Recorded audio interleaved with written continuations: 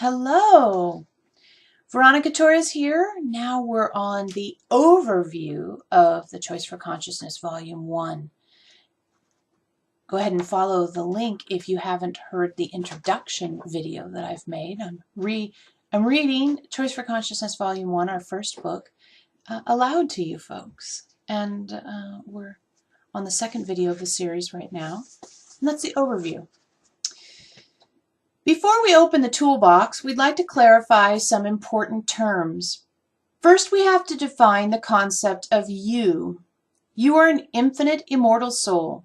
Souls are fascinated by everything and want to have a huge and diverse set of experiences.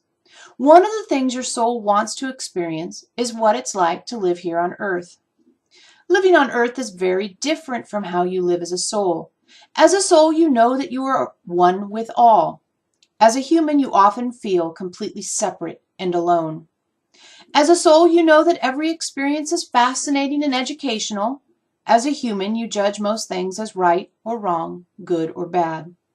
As a soul, you know you stand outside of time and will have every opportunity for any experience you wish to have.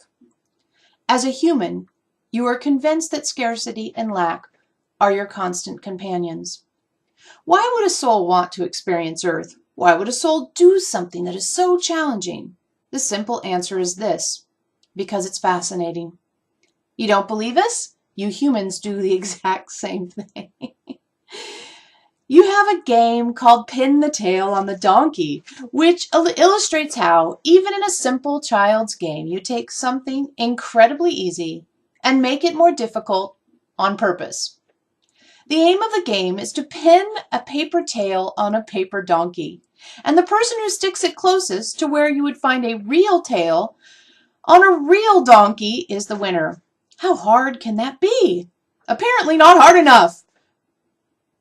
First, you are blindfolded. Then someone spins you around and points you in approximately the right direction. You then stumble and bumble toward your target, and everyone gets a great laugh from your attempt to pin the tail in the right place. Your fun is increased by the addition of the blindfold and the dizziness. This is a perfect example of how you make things harder on purpose, because the added challenge gives you more opportunities to be fascinated. Let's also explore the idea of the moment. The moment isn't a place that you find yourself in very often. Your attention is constantly being pulled into the past or projected into the future. However, living in the moment, the actual experience of now without the influence of the past or the future, is a crucial aspect of living from the consciousness-based operating system. Here's a fun way to visualize this idea. Let's say you're visiting an amusement park and you know that you'll be leaving at 5 p.m. Do you arrive at 9 a.m. and go to the exit and wait for 5 p.m. just to be certain you will leave on time? Of course not. You are there to experience the rides, to take photos with people in large costumes, and to do all the other things that you enjoy so much. It's the same with life. You're not here for the conclusion. When you live in the past or the future, it's just like waiting at the exit all day. You are not where the action is taking place. Transforming your relationship to the moment is one of the key elements of living a conscious life. Our tools are specifically designed to help you change your habitual fear of the moment into an opportunity to be fascinated by the moment. Sometimes people will say to us, "Sure, I want my life to change, but it's so hard." We'd like to remind you that you choose to do hard things all of the time. You like to learn new languages and to play musical instruments, and some of you even enjoy climbing Mount Everest. All of these are pretty challenging, yet you choose to do them and you expect them to be hard.